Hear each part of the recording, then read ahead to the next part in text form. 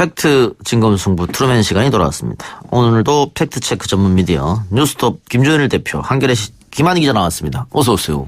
안녕하십니까. 네, 안녕하세요. 어제 사건 대장 시간에도 다뤄봤습니다만 폭행은 물론 직원들에게 온갖 유형의 갑질을 일삼아온 양진호 회장에 대한 처벌 요구가 큽니다. 그런데 실질적으로 처벌할 수 있는 조항이 또 몇 안 된다 그래요. 또 형량도 낮고. 그래서 요즘 주목받고 있는 법이 있는데 직장 내 괴롭힘 방지법. 현재 법사위에 계류 중이라고요? 예, 지금 직장 내 괴롭힘 방지법이 여러 의원들이 일단 발의를 했습니다. 그래서 민주당 강병원 의원, 정의당 이정미 의원 이런 분들이 했고요. 예, 이게 한마디로 얘기하면은 이게 직장 내 괴롭힘, 이를테면은 폭언, 이런 것들은 처벌할 방법이 없다라는 거죠. 지속적인 왕따라든지 예를 들면은 이런 것들을 처벌할 방법이 없는데 굉장히 그게 많은 스트레스를 주기 때문에 그래서 자살을 하거나 돌출 행동을 하거나 이런 일들이 많기 때문에 그런 것들을 좀 근본적으로 좀 근절을 해야 되지 않겠냐라는 취지에서 지금 올라와 있는 거고요. 외국에서는 최대 징역 10년까지 된다고 하는데 우리는 아까 얘기한 대로 처벌 조항이 없으니까 예를 들면 폭행이야 당연히 형사처벌하면 되는 것이고 하면 되는데 방금 김 대표가 이야기하는 폭언 같은 경우 또 왕따 또 모욕적 언사 혹은 술을 강요하는 사람들 아니면 지속적으로 자르겠다고 협박한다든가 처벌할 형사법이 없다는 거죠 지금. 예, 그러니까 이를테면은 불법으로 해고가 됐다 그러면 이제 그런 것 때문에 해고가 됐다라고 하면 구제를 받을 수는 있겠죠. 근데 이제 동일한 직장으로 돌아가서 동일하게 이런 괴롭힘을 당할 가능성이 있는 거죠. 대표적인 게 예전에 이제 조현아 씨, 대한항공 조현아 사건 때 누구였죠? 제가 이름이 조현민 상무. 아니, 조현민 상무가 아니라 박창진 상무. 박창진. 예.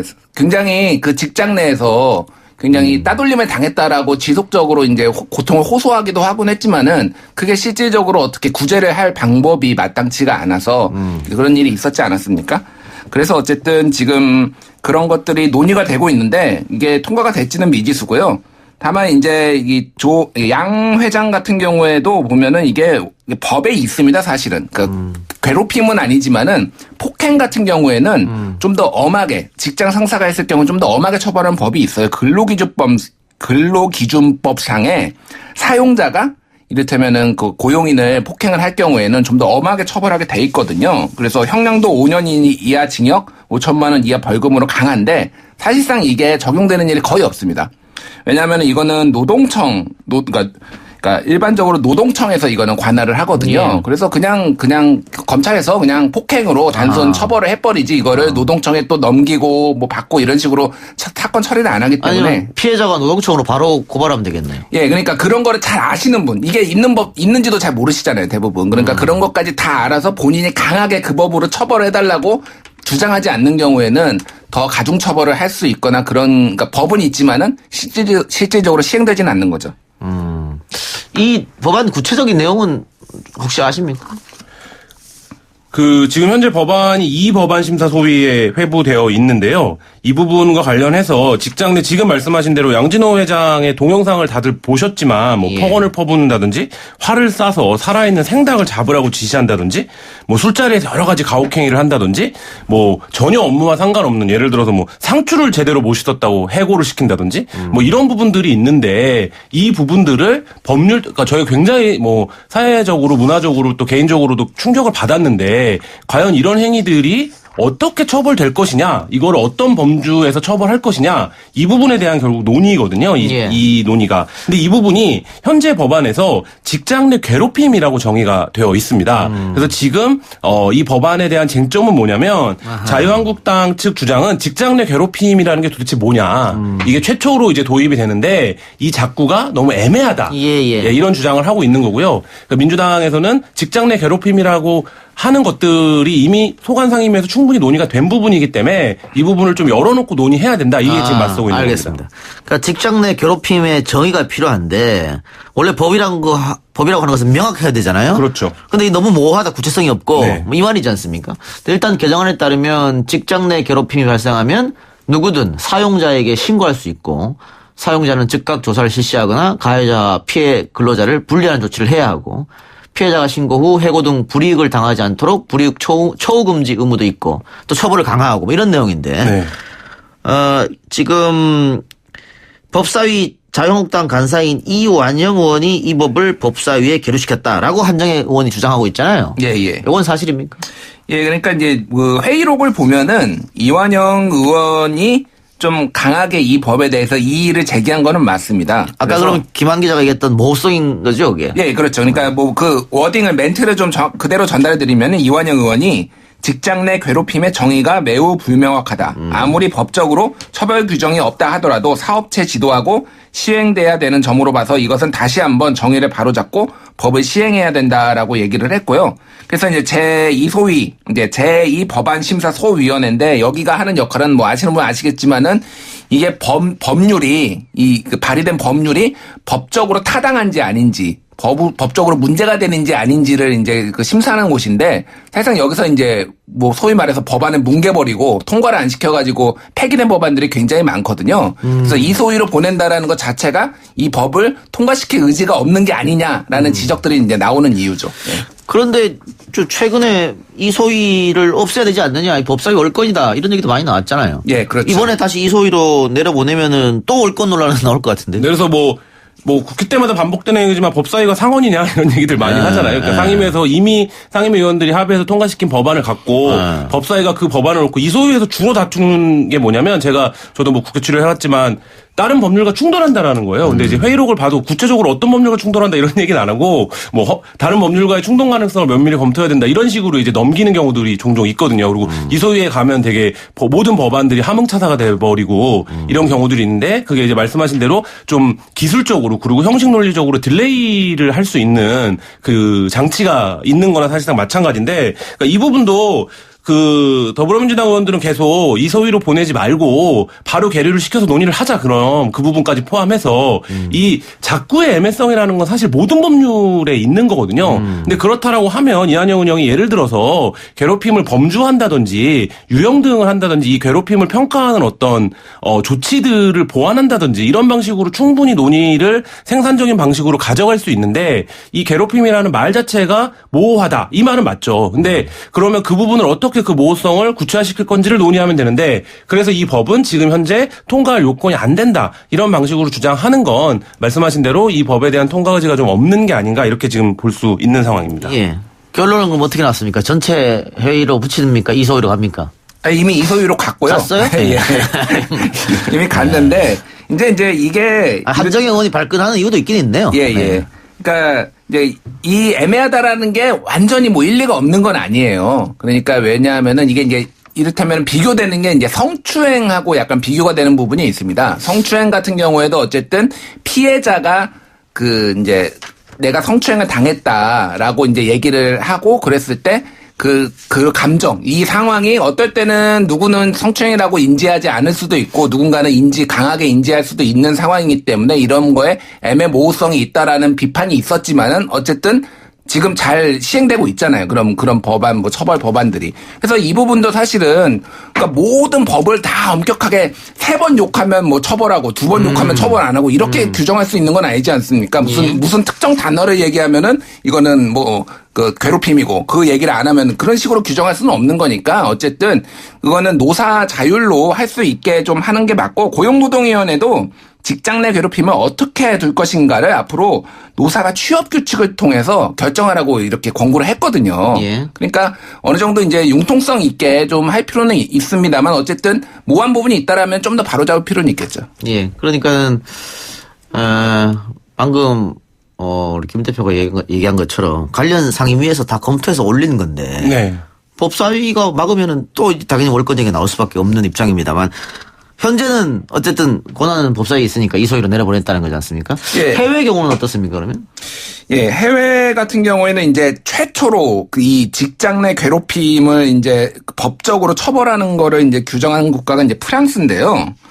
이제 프랑스에서는 1998년에 이제 정신의학자인 마리 프랑스 이리고엔이 이제 연구서를 내놨어요. 직장 내 괴롭힘이 이렇게 좀 문제다. 사회적으로 문제다라고 얘기를 하고 그게 이제 2002년에 그래서 그거에 반응을 해서 법률을 신설을 했어요. 그래서 정신적 괴롭힘을 당하지 않을 권리가 구체적으로 이제 명시가 됐죠. 그래서 거기에서 나오는 그 프랑스 법이 규정한 거는 반복적인 가해 행위 그리고 가해 행위가 근무 조건의 악화를 목적으로 하거나 그러한 결과를 초래할 위험성, 근무 조건 악화가 근로자의 권리와 존엄성을 침해하거나 육체 정신 건강을 훼손하거나 근로자의 직업적 미래를 위태롭게 할 위험성이 있어야 성립이 된다라는 건데 그거 솔직히 얘기하면 이것도 모호해요. 이것도 모호하네요. 예, 이것도 모호하지만 어쨌든 통과가 돼서 왜냐 의지의 문제, 이 사회적으로 문제다 해서 통과를 시켜서 그러니까 되고 있고 시행이 되고 있고 그래서 징역 2년 이하나 3만 유로 약 4천만 원이죠. 벌금에 처하게 돼 있습니다. 가혹행위를 할 그러니까 경우. 저는 이 건 관련해서 해외를 갈 게 아니라 비근한 예로 뭐가 있냐면요. 학교폭력위원회가 있습니다. 그러니까 이게 어떻게 되냐면 피해자가 신고를 하면 그 즉시 구성하도록 되어 있거든요. 그러니까 그러면 어떻게 되냐면 구성되는 위원회가 피해 사실 여부에 대해부터 종합적인 심의를 하게 되는 거예요. 그래서 이게 학생 교육의 문제니까 조금 노동자의 문제와 다르게 볼 수도 있지만 그 법도 굉장히 사실 학교폭력이라는 규정이 모호한 거거든요. 예를 들면 가해와 피해가 예를 들면 뭐 그러지 않은 경우들도 많지만 애들 사이에서 어떤 일이 벌어졌는데 그게 누구를 일방적으로 가해자로 볼 것이냐 피해자로 볼 것이냐 이런 과정으로 판정하기가 애매한 경우들도 존재하지 않겠습니까? 장난이었어요, 뭐 이렇게. 네, 그럴 수 있으니까요. 그러면 그거 자체를 학교장의 관리 감독 권한 아에 경찰도 참여하고 외부인도 참여하는 위원회를 통해서 그 상황을 조사하고 규정해서 결국엔 그거를 처벌까지 할 수 있는 위원회를 이미 교육 현장에서는 갖고 있거든요. 근데 그게 교육에서는 가능하고 노동 현장에서는 불가능하냐 이런 건 아니잖아요. 그러니까 그렇다라고 보면 지금 양진호 회장 사태를 놓고 보면 한국 사회가 유독 이 정도 경제 규모를 가진 국가에 비해서 노동관계의 가불구조 이게 사실 양진호 회장의 동영상이 굉장히 너무 충격적이어서 그렇지 가불구조를 문제를 고발해온 지가 꽤 오랜 세월이 지금 흘렀는데 그럼에도 불구하고 여전히 이게 직장 내 괴롭힘이라는 말이 애매하다는 이유로 법제화조차 하지 못하고 있는 건 태업을 하고 있는 거랑 다름없다. 뭐 이런 생각이 좀 듭니다. 예. 김한 기자 말대로 어제 오늘 일이 아닙니다. 최근에만 해도 간호사들 태움 문제가 있었잖아요. 그렇죠. 예. 그리고 또 선정적 옷을 입고 댄스를 강제로 추게 하는 그런 것도 있었고 대한항공 사건 뭐 아시아나항공 사건 여러 가지 또 항공 사건 문제 있었고 이런 일이 있었기 때문에 올 초부터 아마 이런 법안을 만들어야 된다라고 했는데 계속해서 미뤄진 거고 그 두 분은 한 분이 뭐 현직 기자고 한 분은 또 전직 기자인데 기자들도 이렇게 갑질 있지 않습니까? 특히 신입 기자들 그 속된 말로 사스마을이 돌리죠? 그때 갑질 있잖아요. 선배 기자들이 막 집에 못 들어가게 하고. 네. 많이 없어졌습니다. 근데 저희는 52시간을 수습도 지금 지키는 거를 왜냐면 법이 그러니까 많이 없어졌다고요? 네. 왜냐면 이게 어떤 말씀이냐면 법을 어길 수는 없는 거잖아요. 어떤 사업장도 법으로 강제를 하기 시작하면 지금 52시간을 지켜야 되기 때문에 그런 부분들에서 그래서 뭐 경찰서에서 재운다든지 이런 게 뭐 선배 기자들은 야 우리 때는 다 그렇게 해서 다 기자가 되는 거지 이렇게 생각할 수 있지만 그거를 문화적으로 저항하는 것과 법으로 그건 안 되는 거다 이렇게 얘기하는 거 완전히 다른 질서를 만들어내거든요. 한길은 이제 없습니까? 없습니다. 술 막 강제로 안 먹입니까? 그거는 없어진 지 오래됐습니다. 네. 어때요? 제가 알기로 다른 언론사에 물어보면은 상당히 많이 개선이 된 것은 맞고요. 이게 폭언과 욕설이 예전에 제가 뭐 한 10몇 년 전에는 굉장히 많이 저도 이제 들었는데 그런 것들은 많이 사라졌지만은 소위 말해서 은근하게 소위 말 쫀다고 그러죠. 그런 것들은 여전히 남아있고 좀 그런 것들을 일종의 그 어떤 뭐 그 군대에서 처음에 이등병이 왔을 때 뭐 군기를 잡는다는 식으로 하는 문화가 전혀 없는 건 아니에요. 그래서 근데 개선되고 있고 좀 바뀌고 있다라고 볼 수는 있겠습니다. 예. 두 분 언론계 있다고 너무 위화하는 거 아닙니까? 근데 실제로 외부에서 보는 것보다 굉장히 빠른 속도로 변하고 있는 건 맞아요. 왜냐하면 그거를 못 받아들이기 때문에 그 아래에서 그래서 뭐 그런 부분들이 굉장히 개선되고 그것도 마찬가지로 한국 사회 기자 조직에 남아 있는 나쁜 일종의 괴롭힘 문화죠. 그리고 그 괴롭힘을 견뎌야 우리가 이 조직에서 뭔가 대접을 해주는 기준 그 통과 의뢰를 한 것처럼 여기는 것 자체가 문제인 거고요. 그 부분을 계속 개선해 나가야 되는 거가 맞는 거고요. 그게 노동계 전체로 확대를 해서 보면 노동계 전체에서 그거를 하나의 당연한 관해. 예를 들면 왜 신입이 커피를 타야 냅니까? 그러니까 뭐 그런 질문들을 우리가 개인이 하긴 굉장히 어려운 조직 문화와 구조를 갖고 있잖아요. 근데 그거를 당연히 다 그러면 어느 정도는 규정해 주는 것들이 필요하다. 아, 그렇네요. 신입이 왜 커피를 타요? 그죠? 우리 작가들이 왜 커피를 탑니까? 막내 작가 커피 타고 이런 거 하지 커피는 마세요. 셀프입니다. 예. 저 네. CP 보고 타오라 하세요. 에피소드를 하나만 말씀드리면은 예. 제가 2005년도에 이제 뭐 팀장 같은 거를 했어요. 사건팀에. 예. 근데 이제 후배들을 이제 모아놓고 술을 먹었는데 그때만 해도 소위 말해서 강제로 좀 먹는 분위기가 있었습니다. 예. 그래서 이렇게 먹이고 그랬는데 한 후배가 이제 울면서 얘기를 하더라고요. 아니, 이 신문사는 양심적 병역 거부도 지지하는 걸로 아는데 왜 양심적 음주 거부는 이렇게 인정하지 않냐. 아, 그래서 제가 죄송하다고 미안하다고 그러고 그 다음부터 강요하는 술자리 강요하는 걸 없앴습니다. 그래서 제가. 임지선 기자가 그랬죠? 아, 왜 실명을 말씀하세요? 우리 방송에 출연하신 분은 아, 예. 이렇게 다들 자기 의지가 강한 분들이에요. 아, 그렇군요. 용기 있는 분들입니다. 아, 예. 예. 우리 방송에 또 장용진 기자가 출연하고 있는데 이번에 장용진 기자가 소속된 아시아경제지에서 네. 신입 기자들에게 장기자랑을 시켜가지고 또 거부해서 또 한번 기사화가 된 적이 있죠. 기사화 된 적이 있었죠. 있네요 아직도 그런 게. 이해가 안 되더라고요. 본 적이 없어갖고 그런 수준을. 예. 요새 이제 굉장히 개선되고 있는 거 단적으로 말씀드리면, 기자들의 제일 유명한 행사 중에 하나가 기자협회 축구대회 이런 건데, 거기에 이제 축구대회에 참가하지 않는 사람들을 동원하는 이런 문화들이 아직 있어요. 있는 언론사들이 있는데, 그거에 대한 내부 비판도 굉장히 치열해서, 그리고 사내 동아리 중에 남자 기자들만 참여하는 그런 행사에 왜 구성원 모두가 낸 회비를 사용하느냐. 이래서 그 축구대회에 참석하지 않겠다라고 선언한 언론사가 있을 정도로 굉장히 빠른 속도로 변해가고 있는 건 사실입니다. 그렇네요. 예. 사실 이 기자 조직도 군대 조직만큼 군기가 셌다고 하는 것인데 이렇게 변해야 정상인 것이죠. 자, 그러면 직장 내 괴롭힘 방지법 올해 안에 통과되겠습니까? 어떻게 예상하세요? 이 사건의 파장이 워낙 크기 때문에 국회는 어쨌든 여론의 반응을 가장 뜨겁게 반영해야 된다라고 본인들이 생각하는 집단이기 때문에 어떻게 될지는 모르겠는데요. 저는 긍정적으로 봅니다만, 그러니까 이 사건의 같은 경우에는 오히려 이제 그 부분보다는 이런 정도가 돼야지 사회가 반응을 한다. 이런 부분들에 대해서 우리가 좀 더 이 노동 현장에 대한 감수성을 높여야 된다라는 생각이 들어요. 그러니까 예를 들면 이 사건 이후에 농담조로 그런 얘기들을 기자들이 많이 올리던데, 그러니까 이 정도로 충격적이지 않으면 이제 노동 현장의 부조리나 불법들을 고발해도 사람들이 반응하겠냐 이런 이제 자조를 했는데, 그거 역설적으로 생각해 보면 우리가 이런 정도의 충격을 받아야만 꼭 이런 문제들을 개선할 수 있는가, 오히려 이제 그 지점을 좀 우리 사회가 반성할 필요가 있지 않나 이런 생각도 듭니다. 예. 김 대표는 어떻게 봐요? 올해 안에 통과될까요? 저는 솔직히 좀 회의적으로 봅니다. 예, 왜냐하면은 자유한국당의 그 어떤 입장 스탠스가 굉장히 명확하거든요. 그러니까 이거는 기업에 해가 되는 거다라는 거를 굳이 말은 안 하지만은 굉장히 친기업적인 그 스탠스를 유지를 했기 때문에 이거가 더 사회적으로 엄청난 압력이 자유한국당 쪽에 가지 않는 이상 좀 저는 쉽지 않을 거라고 봅니다. 예. 그러니까 이런 사태가 터졌음에도 양진호 회장 같은 사건이 터졌음에도 불구하고 통과가 안 된다면 더 어렵겠죠. 예. 지금 설문조사를 보면 직장인의 73%가 괴롭힘을 경험했고 그중에 12%는 매일 괴롭힘을 당하고 있다고 하니까 반드시 필요한 법안이 아닌가 싶고요.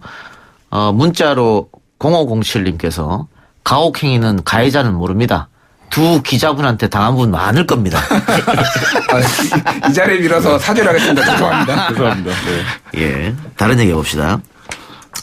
양진호 회장이 조만간 경찰 출석하겠죠. 그리고 폭행 사건을 비롯한 여러 가지 갑질에 대해서 조사를 받을 텐데 지금 시민단체 등에서는 불법 촬영물이 유통되는 웹 하드 카르텔에 대한 수사도 해야 된다라고 하고 있습니다. 웹 하드 카르텔이란 게 뭡니까?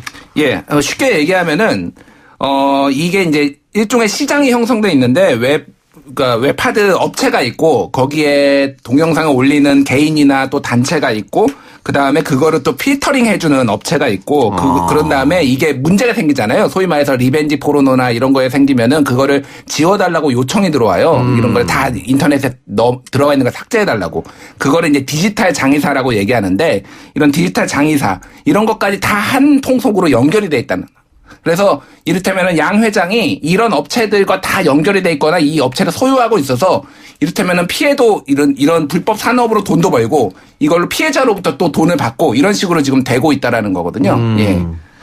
그래서 이제 대표적인 게 이를테면은 이 플랫폼이 이제 웹하드 업체 같은 경우에는 저작권이 있는 거는 저작권료를 내야 됩니다. 거기에 올리면은. 근데 이제 여기에서 유통되는 거 대부분은 불법 그 촬영물이거든요. 그러니까 소위 말하는 몰카라는 거죠.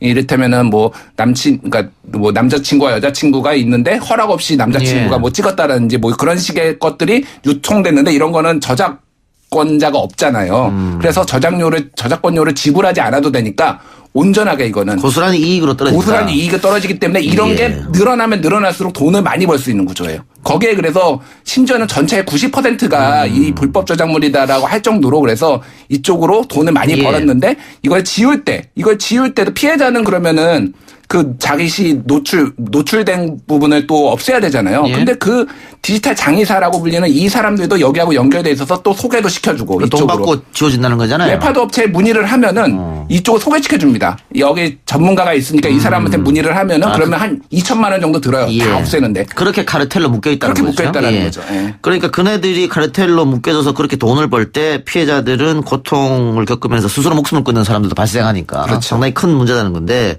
한국 사이버 성폭력 대응센터에서 2017년 6월 21일 날 웹하드에서 피해 촬영물이 얼마나 검색됐는지 전수조사를 했더니 뭐 검색어가 뭐 여러 가지 있습니다. 국노, 국산 노모자이크 뭐 이런 것일 텐데 국산 몰카 이런 식으로 검색하니까 6만여 건이 나왔는데 2달 있다가 동일한 방식으로 다시 조사를 하니까 3만여 건으로 확 줄어들었다는 거거든요. 네. 왜 이러느냐 봤더니 정부가 불법 촬영 범죄에 대한 대책을 발표하고 감시 강도를 강하게 하니까는 확 줄었다. 그러면 평상시에 자신들이 이거를 못 올리게 막을 수 있었다는 거잖아요. 네, 그래서 지금 인터뷰를 하고 있는 이 웹하드 업체 개발자들에 따르면 이미 4, 5년 전에 완벽한 필터링을 할 수 있는 기술 수준을 갖추고 있었다 이렇게 얘기를 하고 있어요. 그런데 돈벌이 때문에 계속 묵혀놨다는 거죠. 그러니까 뭐 지금 말씀하셨지만 뭐 로열티 문제에서 이 불법 음란물들은 사실상 100% 수익을 보장하는 콘텐츠이기 때문에 방치해 왔다는 거고 이 양진호 회장을 축으로 하는 어떤 거대한 이 산업을 굴려왔던 음지에서 이 산업을 굴려왔던 세력들이